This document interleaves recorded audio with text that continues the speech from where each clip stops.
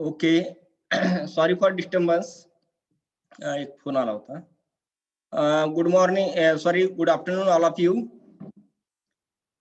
Today we are going to discuss the second module in this whole 2.0, that is cataloging.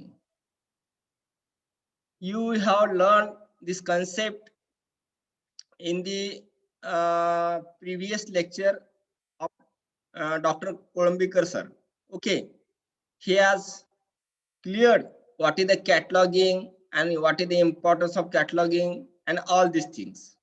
Okay, but today in this today's era or at present, the traditional picture has been changed, and we did not need to do at that level work which was previously done.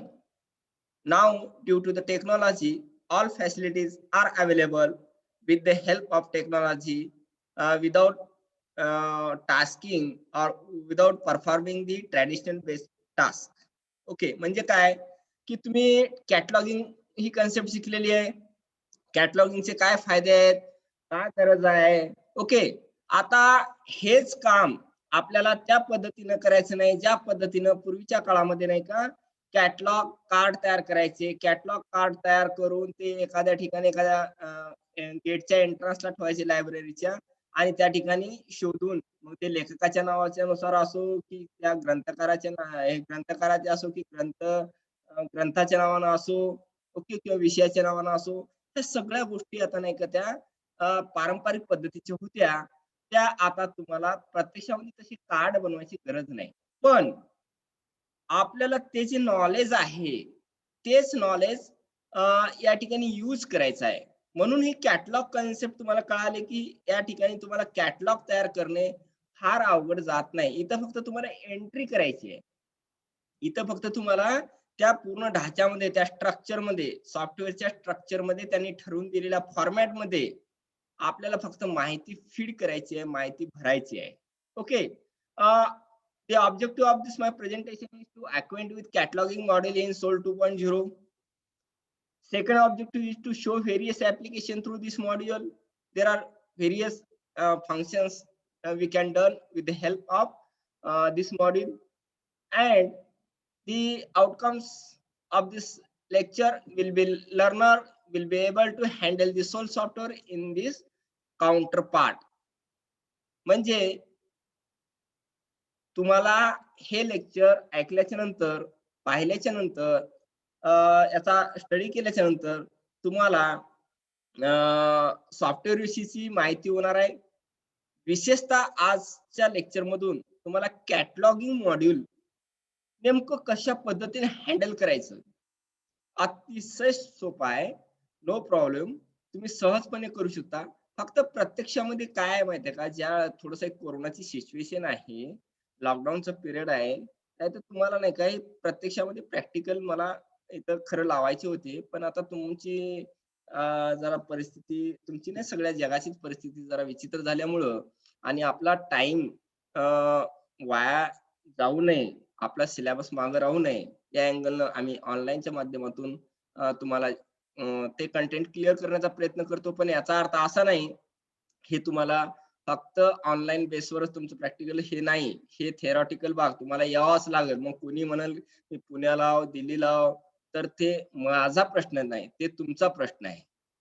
Okay, तुम्हाला at least practical, तुम्हाला थेरीचा भाग ठीक आहे, तुमच्या जॉबनुसार तुम्ही करू शकाल. Okay, come to the point. आपण पाहूया आपण कॅटलॉगिंग मॉड्यूल मध्ये काय आपण काय काय पाहायचं आपल्याला. Just a minute, I will take the pointer.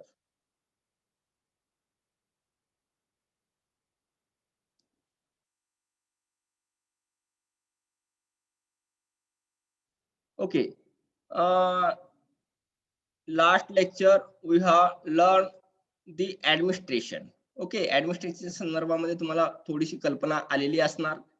आता ऍडमिनिस्ट्रेशनचा पार्ट आपण त्या ठिकाणी कंप्लीट केल्याच्या नंतर आपल्याला या ठिकाणी काय काय करणं गरजेचं आहे, सेकंड स्टेपला आपण काय करायचं आहे त्या सॉफ्टवेअर मध्ये, कारण आपण काय होते, तुम्हाला आता सगळं झालं, तुम्हाला सांगितले की लायब्ररी ऑटोमेशन करून द्या. तुम्ही पॅकेज पण करून देऊ शकता. एखाद्या कॉलेजचे ऑटोमेशन करून द्यायचं असेल, प्रायव्हेट जॉब पण करू शकता, कमर्शियल अगदी.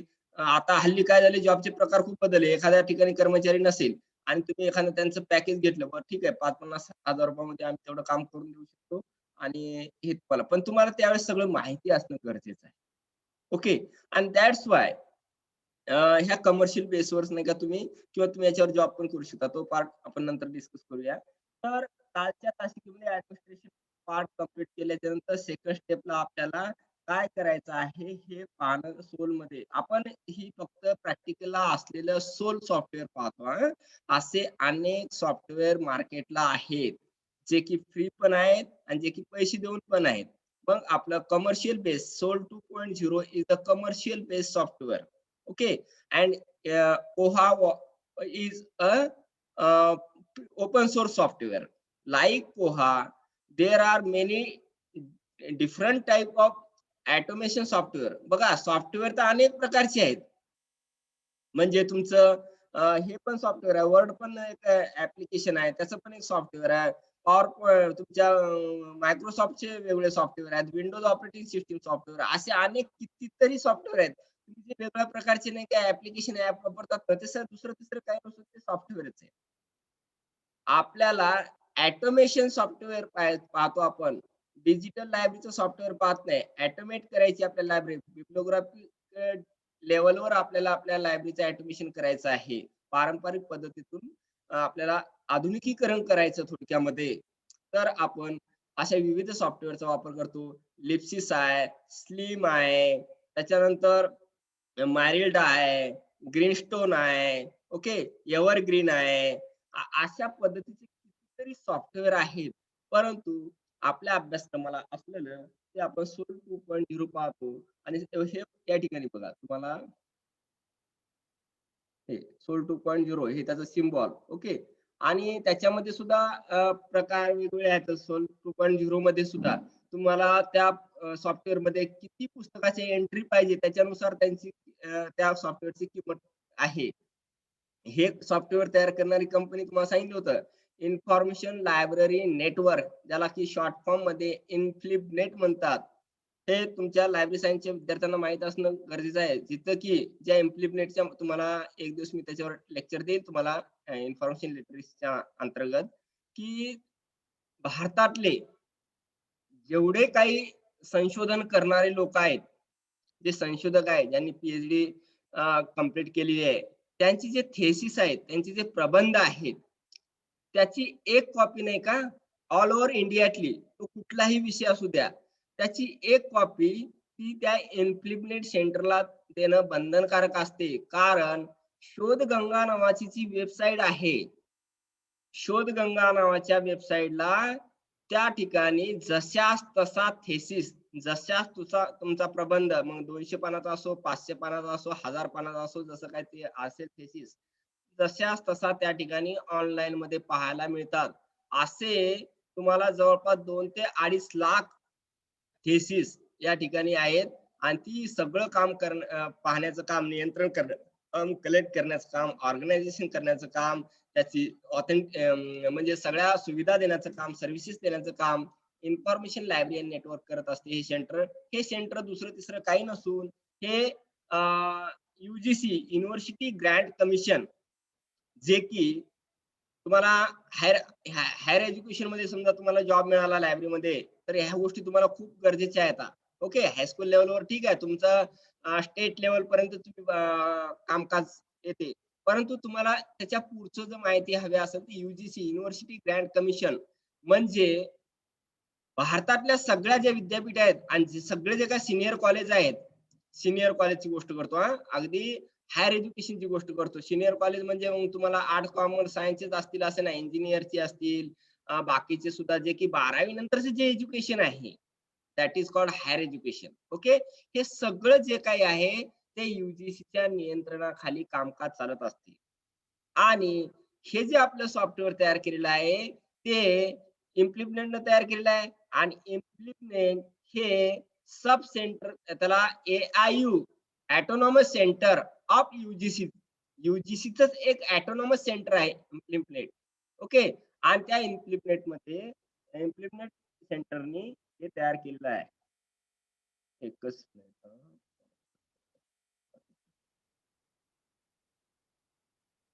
Implement INFLIB.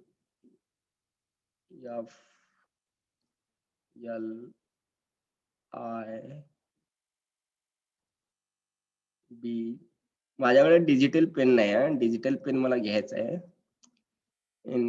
Implement digital pen जरा लिहायला सोपं जाते. मी पॉइंटरनं लिहितो तुम्हाला समजण्यासाठी. हे बघा, INF हे 3 शब्द जे आता ते इन्फॉर्मेशन साठीचे शॉर्ट फॉर्म आहेत. LIB हे 3 शब्द जे आता लायब्ररी आणि नेट फॉर नेटवर्क. नेटवर्क म्हणजे जाळं. ओके. इन्फॉर्मेशन लायब्ररी नेटवर्क अशा पद्धतीचं जे सेंटर आहे ते गुजरात या ठिकाणी आहे. आणि त्या गुजरात इम्प्लिमेंट सेंटरनी हे सोल सॉफ्टवेअर क्रिएट केलेलं आहे, डेव्हलप केलेलं आहे. आता याच्या आतापर्यंत 2 आवृत्त्या निघालेल्या आहेत. सोल 1.0 ते ऍडव्हान्स नव्हतं. त्याच्यामध्ये बऱ्याच सुविधा नव्हत्या. ओके. आणि कधी ऍडव्हान्स कॉपी निघत असते की काही त्रुटी असतात. काळानुसार काही गरजा वेगळ्या असतात. ओके. पहिल्या सॉफ्टवेअरमध्ये काहीतरी कमतरता होती. मग त्यांनी दुसरी एडिशन काढली, दुसरी आवृत्ती काढली आणि जी दुसरी आवृत्ती जी आहे ती सोल 2.0 आहे. मग या सोल 2.0 मध्ये आपण काल पाहिलेलं आहे की आपल्याला लायब्ररी ऑटोमेशन करायचं आहे. लायब्ररीचं ऑटोमेशन करायचं आहे म्हणजे लायब्ररीचे सगळे जे काही महत्वाचे कार्य लायब्ररीचे कुठले? Acquisition, cataloguing. एकच मिनिट हा, मी जरा सविता मॅडमला जॉईन करून. हा, acquisition, catalogue, circulation, then serial control, OPAC and administration. आता हे त्यातले सब पार्ट आहेत. जसे एक्सेल मध्ये आपण पाहिलेलं आहे, इन्सर्ट, मेनू, ट्रान्झॅक्शन जे काय असतील ते. ओके. ट्रान्झॅक्शन याच्यामध्ये ऑप्शन येते पॉवर पॉइंट मध्ये. ओके. त्याच्यामध्ये फॉर्म्युला हे जे काही जसे सब मेनू आहेत तसेच नाही का सॉफ्टवेअर मध्ये या सब मेनूज म्हणून आहे त्याला मॉड्यूल असं म्हणतात. MODULE. ओके. हे जे मॉड्यूल आहेत हे दुसरं तिसरं काही नसून हे बेसिक काम आहेत. जसे की कम्प्युटरचा वापर ग्रंथालयातच नाही तर कुठल्याही क्षेत्रात होण्याच्या अगोदर ही कामं पारंपरिक पद्धतीनं लेखणीच्या माध्यमातून, वहीच्या माध्यमातून केल्या जायची. परंतु आधुनिक युगामध्ये 1970 मध्ये खऱ्या अर्थाने तुम्हाला सांगतो 1970 मध्ये ज्यावेळेस पर्सनल कम्प्युटर चा शोध लागला तेव्हापासून ही लायब्ररी ऑटोमेशन ही प्रोसेस नाही का सुरू झालेली आहे. त्यांच्या असं लक्षात आलं की आपण जर या टेक्नॉलॉजीचा लायब्ररीतच नाही सगळ्याच ठिकाणी ऑटोमेशन कन्सेप्ट आलेली आहेत. ऑफिसमध्ये तुम्ही कुठल्या जा सगळं ऑटोमेटेड होत आहे. कुठल्याही याच्या पंचायतीमध्ये जा, कुठेही जा, सगळं काय त्यांचं सॉफ्टवेअर बेसवर काम चालते. मग या ठिकाणी 1900 या लायब्ररी ऑटोमेशनचा आपल्याला इतिहास पाहत असताना 1970च्या आसपास जातो आणि त्याच्यानंतर हळूहळू याच्यामध्ये भरपूर प्रोग्रेस झालेली आहे. अगोदरचे सॉफ्टवेअर हे अगदी बेसिक लेवलचे होते. नंतर त्याच्यात भरपूर ऍडव्हान्सेस होत गेले आणि आता सध्या हे सुद्धा जे आहे सोल 2.0 हा सध्या याच्यापेक्षा पुढचा ऍडव्हान्स सोल 3.0 आलेला आहे. फक्त अजून त्यांनी ते रिलीज केलेलं नाही पण त्याची ट्रेनिंग वगैरे सगळे चालू झालेले आहेत. म्हणजे काय की ज्या सोल 2.0 मध्ये ज्या त्रुटी आहेत त्या सोल 3.0 मधून त्या भरून काढणार आहेत. ओके. आणि मग ते जरी असलं तर तुम्हाला असं म्हणायचं का की तिथं ऍक्विजिशन नसणार, कॅटलॉग नसणार? नाही. हे बेसिक फंक्शन आहेत.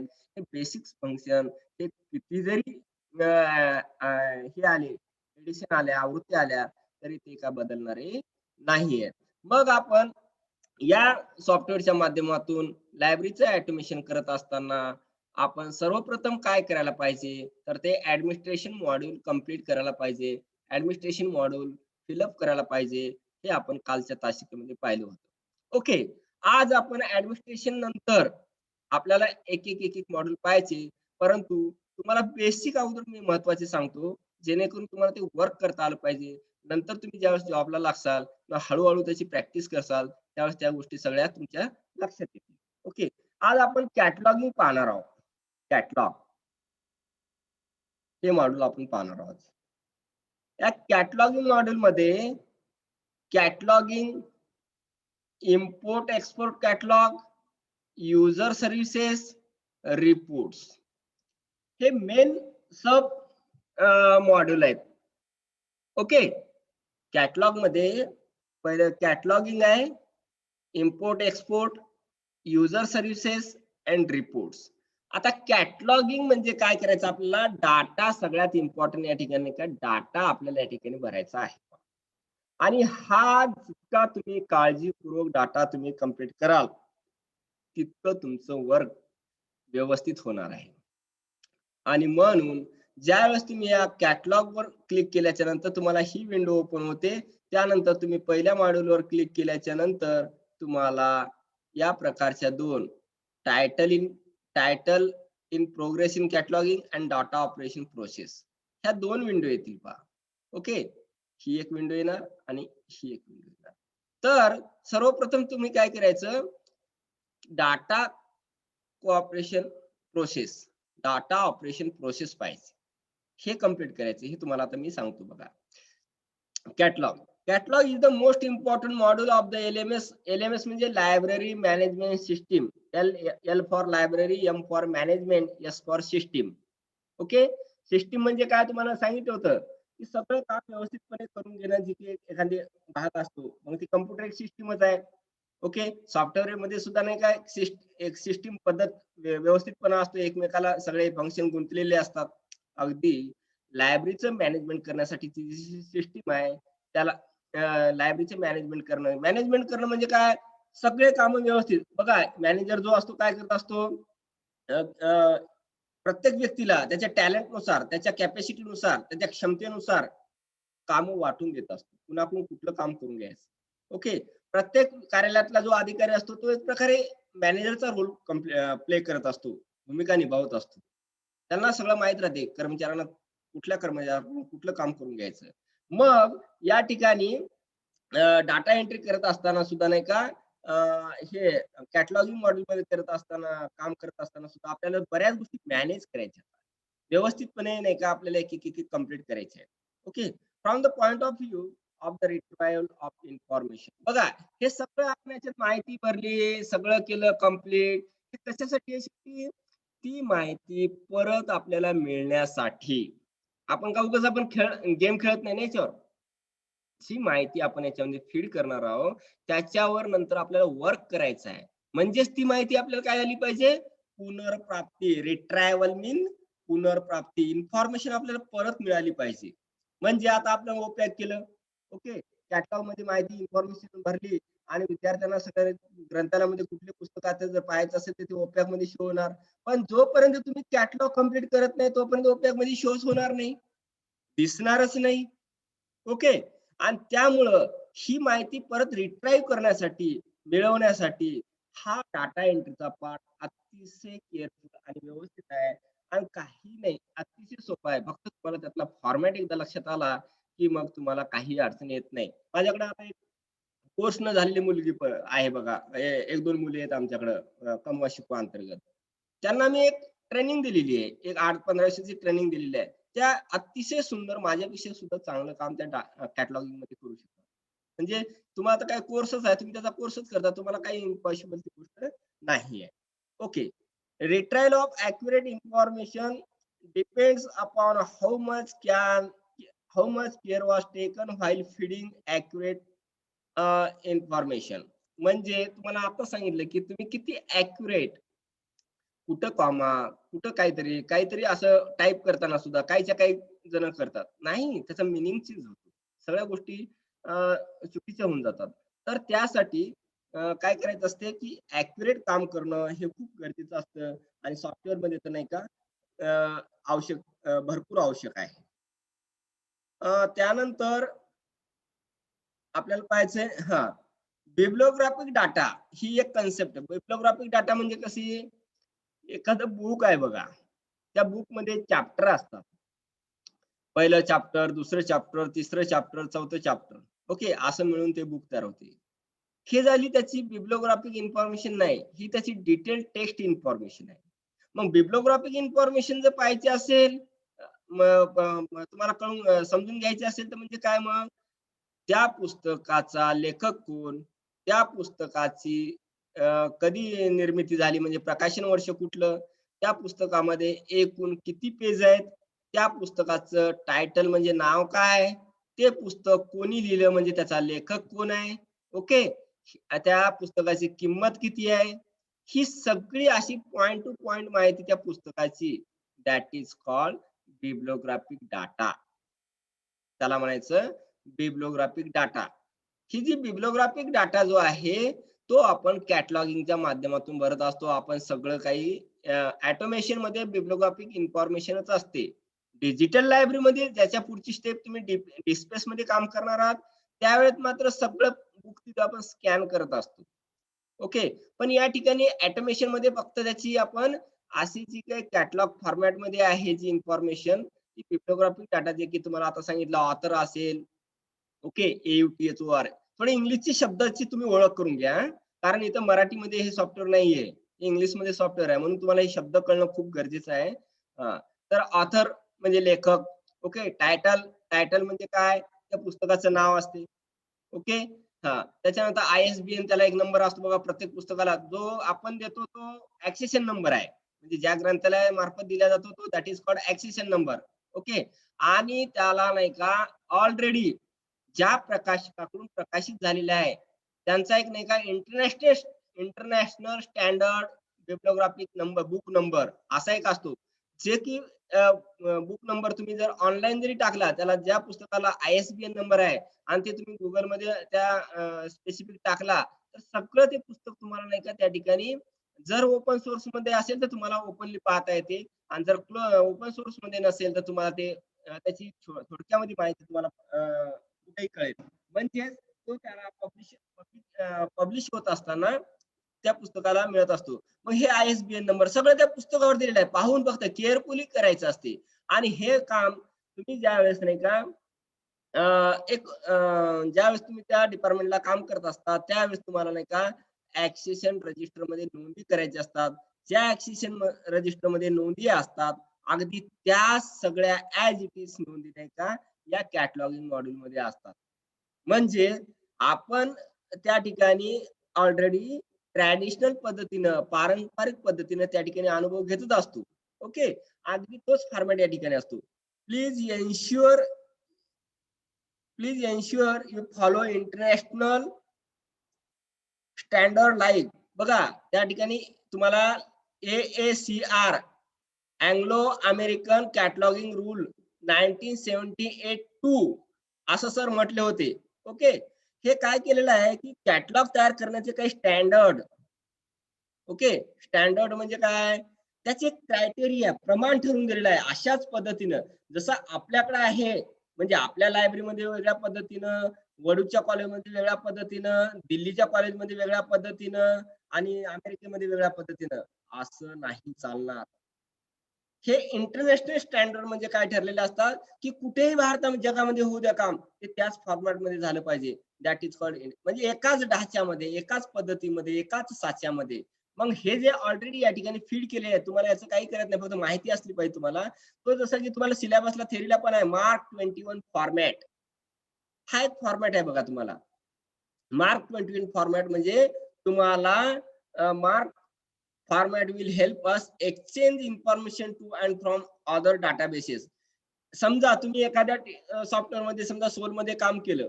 ओके. आणि कालांतरानं तुम्हाला असं वाटलं, की आता हे काम नाही का आपल्याला नको या सॉफ्टवेअरमध्ये जरा कमतरता आहेत आणि आपल्याला सॉफ्टवेअर बदलायला हवे. तुमच्या मॅनेजमेंटनं ठरवलं, तुमच्या शाळेच्या विभागानं ठरवलं, की आपण नवीन सॉफ्टवेअर घेऊया. मग तुम्ही त्या ठिकाणी 2 वर्ष काम केलेलं असते.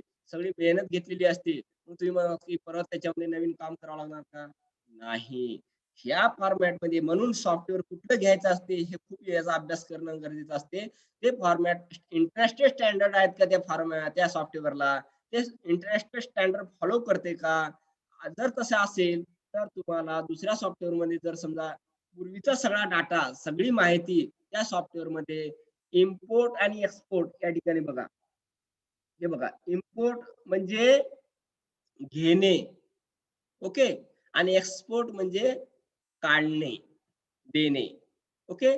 मग आपल्याला समजा माझं हे सोल सॉफ्टवेअर आहे आणि मी काही वर्ष नाही का दुसऱ्या स्लिम नावाच्या सॉफ्टवेअर मध्ये मी काम केलं. मग त्यात आता मला समजा आता 5,000 पुस्तकांची एंट्री आहेत. ओके. आणि ते करायला समजा मला 1 वर्षभर जाणार. मग माझी ऑलरेडी तर काम तिथं झालेलं आहे. तुम्ही या फॅसिलिटीच्या माध्यमातून इम्पोर्ट आणि एक्सपोर्टच्या फॅसिलिटीच्या माध्यमातून काय करणार? तो डाटा तुम्ही या ठिकाणी इम्पोर्ट करू शकता, डायरेक्ट घेऊ शकता आणि तुमच्या या सॉफ्टवेअरमध्ये नाही का फीड करू शकता. काही नाही. परंतु तो कसा करायचा, काय करायचा हे शिकणं खूप गरजेचं आहे. हं. त्याच्यामध्ये थोडंफार इकडं-तिकडं गेलं, तरी तुमचा तो सक्सेसफुल होत नाही. परंतु तुम्ही जरी नाही केला, तरी याला टेक्निशियल पर्सन असतात. ज्या कंपनीचा आपण सॉफ्टवेअर घेत असतो, ती कंपनी आपल्याला कस्टमर केअरच्या माध्यमातून मदत करत असते. आपल्याला अडी-अडचणीला प्रश्न सोडवत असते. म्हणून कुठेही घाबरण्याचं कारण नाही. टेक्नॉलॉजीनं फायदे भरपूर दिलेले आहेत. मग हे इंटरनॅशनल हे जे सॉफ्टवेअर आहे ते इंटरनॅशनल स्टँडर्ड फॉलो करत असते. ओके. मार्क फॉर्मॅट तुम्हाला सांगितलं. Machine readable catalogue. ओके. त्याला मार्क म्हणतात. ओके. मार्क 21 हा एक फॉर्मॅट आहे इंटरनॅशनल लेव्हलला जे की इन्फॉर्मेशन एका ठिकाणाहून दुसऱ्या ठिकाणी कॅटलॉगिंगच्या बाबतीत बिब्लिओग्राफिक डाटा एक्सचेंज करण्यासाठी इम्पोर्ट एक्सपोर्ट करण्यासाठी हा फॉर्मॅट महत्वाचा असतो. त्या फॉर्मॅटमध्येच आपलं हे कॅटलॉगिंग जे आहे या सोल मधलं अगदी मार्क 21 फॉर्मॅट मध्येच आहे. त्यामुळे तुमचं काम वाया जाणार नाही आणि ऑलरेडी हे UGCच आहे. चांगल्या नामांकित संस्थेचं असल्यामुळं या सॉफ्टवेअरमध्ये काही प्रॉब्लेम येणार नाही ऑल ओव्हर भारतामध्ये. Okay. Mark format support several data field हे खूप फील्डला म्हणजे फील्ड याच्यामधल्या फील्ड म्हणजे क्षेत्र असं घेऊ नका. याच्यातले छोटे-छोटे जे विभाग आहेत, ते जसे की आता मध्ये किंवा या कॅटलॉगमध्ये जसं की कॅटलॉगिंग विभाग, इम्पोर्ट एक्सपोर्ट विभाग, युजर सर्व्हिसेस, रिपोर्ट्स हे सगळ्या फील्डला नाही का मदत करते. Okay. This will also help you in saving data entry effort and maintain accuracy. Mark records can be downloaded from LC, Library of Congress, and CAT. बघा, या mark 21 format मध्ये जर समजा तुम्ही mark 21 software base format based software मध्ये जर काम करत असाल, तर असंच ज्या ठिकाणी जगातल्या लायब्ररी यूज करतात. ओके. तर त्या ठिकाणचा तुम्हाला ॲज इट इज डाटा तुम्हाला या ठिकाणी कॉपी पेस्ट करता येईल. फॉर एक्झाम्पल स्वामी नावाची कादंबरी आहे किंवा आपण फकीरा नावाची अण्णाभाऊ साठेंची कादंबरी घेऊया. ही आपल्याकडे आहे त्याची डाटा एंट्री करायची आहे आणि हे समजा नाही का कुठल्यातरी अदर लायब्ररीमध्ये नाही का पुस्तक असणारच की सगळीकडेच असणार की. समजा हा त्याचा सगळा मग हे जर पुस्तक अदर लायब्ररीमध्ये असेल आणि ती लायब्ररी ऑनलाईन मध्ये असेल. ओके. आणि त्या आपलं सॉफ्टवेअर त्याचं सॉफ्टवेअर एक जरी नसलं तरी त्यांच्या सॉफ्टवेअर न जसं त्यांचं सॉफ्टवेअर सुद्धा मार्क 21 फॉर्मॅट बेस जर समजा डाटा प्रिझर्व्ह करत असेल, सेव्ह करून ठेवत असेल, तर आपण ऑनलाईन मधून किंवा लायब्ररी ऑफ काँग्रेस ही सगळ्यात मोठी जगातली लायब्ररी आहे. ओके. लायब्ररी ऑफ काँग्रेस अमेरिकेमध्ये. इंडकॅट म्हणजे इंडियन कॅटलॉग. भारतामधले जेवढे काही पुस्तकं आहेत त्यांची पूर्ण यादी संपूर्ण त्याला इंडकॅट म्हणतात. ओके. हे हे कोण तयार करत असते? इम्प्लिमेंट सेंटर युनियन डाटाबेस तयार कर. डाटाबेस म्हणजे काय? संपूर्ण माहिती एखादं मोठं फोल्डर आहे. त्या फोल्डरमध्ये बघा सगळे या विभागाची माहिती, त्या विभागाची माहिती, याची माहिती, त्याची माहिती सगळी एका ठिकाणी असते. That is called database. Database म्हणजे दुसरं तिसरं काही नाही. Information data about data. Okay. डाटाचा डाटा म्हणजे पूर्ण सगळी माहिती एका क्षेत्राखाली असणे दॅट इज कॉल्ड डाटाबेस. हे तुम्हाला शब्द थोडेसे टेक्नॉलॉजी म्हणले नाही का थोडेसे हे होतील, पण हळू तुम्हाला समजून जाईल. मग हे सॉफ्टवेअर आपल्याला असं सपोर्ट करते, अशी मदत करते, की आपल्याला इंडकॅट मधून, लायब्ररी ऑफ काँग्रेस मधून एखादा रेकॉर्ड आपल्याला डाउनलोड करण्यासाठी, कॉपी करण्यासाठी हे सॉफ्टवेअर सपोर्ट करते. Or other OPACs for most of the foreign publication. एवढंच नाही, तर अदर फॉरेन पब्लिकेशनची पुस्तकं काय असतील, ओके, ती सुद्धा म्हणजे काय ॲज इट इज आपण नाही का या ठिकाणी इकडे मर्ज करू शकतो. The mechanism is discussed later on this session. The logical steps after accessing is to catalog the documents received from the suppliers. आपल्याला माहित आहे पुस्तक आल्याच्या नंतर आपण सगळ्यात अगोदर काय करत असतो, त्याचं ऍक्सेसिंग करत असतो. ओके, ऍक्सेसिंग करणे म्हणजे नोंद करणे. आणि ते कुठं करतो आपण? दाखल अंक नोंद वहीमध्ये करतो. आपल्याला कळते त्याला. आता आपण एखादा घरामध्ये बाळ जन्मलेलं असते, त्याला नाव द्यावं लागते ना, सेम तसं आहे. पुस्तक आल्याच्या नंतर त्याची ओळख तयार करावी लागते ना. मग हे ओळख तयार करण्यासाठी ज्यावेळेस आपण दाखलांक नोंदवहीमध्ये नोंद तयार देत असतो, करत असतो, त्यावेळेस त्याला त्या ठिकाणचा एक नंबर मिळत असतो आणि तो नंबर अख्ख्या लायब्ररीमध्ये दुसऱ्या कुठल्याही पुस्तकाला नसतो. तो एकमेव नंबर असतो, म्हणून त्याला युनिक नंबर म्हणतात. एकमेव नंबर, त्याच्यासारखा दुसरा नंबर दुसऱ्या कुठल्याही पुस्तकाला नसतो. ओके, हे कधी होते? अगोदर पुस्तकं खरेदी केल्याच्या नंतर आपण दाखल नोंद मध्ये किंवा ऍक्सेस अँड रजिस्टर मध्ये, इंग्लिश मध्ये त्याला ऍक्सेस अँड रजिस्टर म्हणतात, मराठीमध्ये त्याला दाखल नोंद वही म्हणतात. केल्याच्या नंतर त्या ठिकाणी आपल्याला एक नंबर मिळत असतो. तो नंबर त्या पुस्तकाला 3 ठिकाणी लिहित असतो आपण. टायटल पेजला सुरुवातीचं पेज, त्याच्यानंतर एक सिक्रेट पेज असतो जे की ज्या त्या लायब्ररीने ठरवायचा असतो, आणि लास्ट पेज. त्या 3 ठिकाणी नाही का तो नंबर लिहायचा असतो. आणि त्या बेसवरच सगळं तुमचं पुढचं कामकाज, पुस्तक देव-घेव, मग कुणाकडे कुठलं पुस्तक आहे त्या नंबरवरून आपल्याला सगळा डाटा मिळत असतो. त्या केवळ एका नंबरवरून. हे खूप महत्वाचं कोडिंग याच्यामध्ये असतं. तर हे ऍक्सेसिंग केल्याच्या नंतर काय करावं लागणार आहे? आपल्याला कॅटलॉग करावं लागणार आहे. कॅटलॉग म्हणजे पूर्वीच्या काळात असे कार्ड तयार करायचो, पण आपल्याला इथं तसे कार्ड तयार करायचे का? नाही. After the ऍक्सेसिंग second step is catalogue. Okay, मग काय करावं लागणार त्या ठिकाणी? देर are 2 ways of technically process these resources. One is to import MARC record from other OPS available from well-known national libraries like Library of Congress or INDCAT. You only will have to check accuracy like terms, price, ISBN, which might be of international, foreign edition. In few cases, class numbers to suit local users need, etc. बघा, तुम्हाला catalogue त्याचा करायचा. तुम्हाला सांगितलं मी फकीरा कादंबरीचं उदाहरण दिलं, की समजा सेम पुस्तकं आपल्याकडे आहेत आणि ते दुसऱ्या कुठल्या पण कॉलेजने घेतलेले असतील आणि त्यांनी सगळी डाटा एंट्री केलेली असणार. ओके, आणि ते जर ऑनलाईन बेसवर असणार आणि तुमचं हे सॉफ्टवेअर हे सपोर्ट करते की आपण तुम्ही सर्च करू शकता सेम तिथं आहे का, असेल तर ऍज इट इज तुमचा डाटा नाही का, तुम्हाला मेहनत न घेता तुम्हाला कॉपी पेस्ट करून नाही का तुमच्या लायब्ररीचा कॅटलॉग तुम्ही तयार करू शकता. हे सपोर्ट करण्यात हे सॉफ्टवेअर खूप मदत करत असते. एवढंच नाही, फक्त त्या ठिकाणी मात्र आपण त्याची प्राइस बघा, आपण जे पुस्तक घेतलं त्याची प्राइस, त्याचा ISBN नंबर, त्याचं टायटल, ऑथर सगळं A to Z सेम पाहिजे. तरच तुम्ही तो कॉपी करून आपल्या सॉफ्टवेअर मध्ये तुम्ही नाही का सेव्ह ठेवू शकता, आणि ऑटोमॅटिक तुम्हाला एक एक एंट्री नाही का कॅटलॉगिंग ची वाचू शकते आणि तुमचं काम हलकं होऊ शकते. म्हणजे ऑटोमेशन मधून फक्त तुम्हाला इन्फॉर्मेशन पाहिजे, तुम्हाला काय कुठं घ्यायचं, कसं करायचं, तर खूप सोपं काम होते. टेक्नॉलॉजीला घाबरायचं नसते. टेक्नॉलॉजी उलट आपल्याला मदत करत असते. कशासाठी? की आपलं काम सोपं करण्यासाठी, सोपं करण्यासाठी. फक्त आपण त्या गोष्टी माहीत नसतात, अज्ञान असते, आणि त्यामुळे थोडंसं आपण घाबरल्यासारखं करतो, बाकी काही नाही. Okay, second, there are 2 ways. हे झालं आपण, म्हणजे या पद्धतीने आपण किंवा दुसऱ्या कॅटलॉग मधून सुद्धा आपण ते घेऊ शकतो आपल्या सॉफ्टवेअर मध्ये. Okay, before it becomes a part of sole database. The second is to manually input all the necessary data element into appropriate field of the proper available.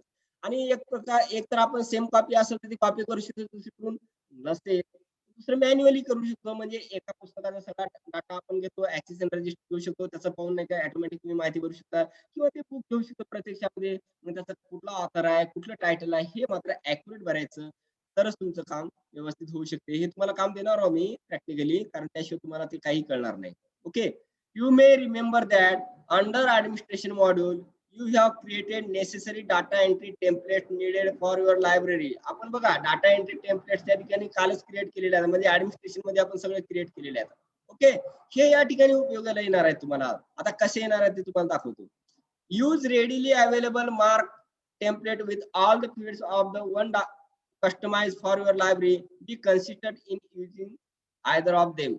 हे जे काय आपण ऍडमिनिस्ट्रेशन मध्ये काही काही फील्डची नाही का आपण इन्फॉर्मेशन भरली ती आपल्याला या कॅटलॉग मध्ये काम करत असताना ऑटोमॅटिक समजा पब्लिक सर्च काही आपल्याला माहित आहे मेटा पब्लिकेशन असेल किंवा तुमचं हे असेल मेहता पब्लिकेशन असेल किंवा रॉयल सोसायटी पब्लिकेशन असेल किंवा अदर जे काही पब्लिकेशन आता वेगळ्या पद्धतीचे जे स्टँडर्ड ओके ते सगळ्या पब्लिकेशनची ऑथरची एकदा का तुम्ही तिथे लिस्ट तयार केली त्या ऍडमिनिस्ट्रेशन मध्ये की या ठिकाणी प्रत्येक वेळेस तुम्हाला काय ड्रॉप डाऊन मेनू मधून नाही का फक्त सिलेक्ट करायचे आहेत मला या ठिकाणी टाईप करत बसायचं नाही इतकं म्हणजे काम सोपं करण्याला हे नाही सॉफ्टवेअर मदत करते आपण सेकंड पाहूया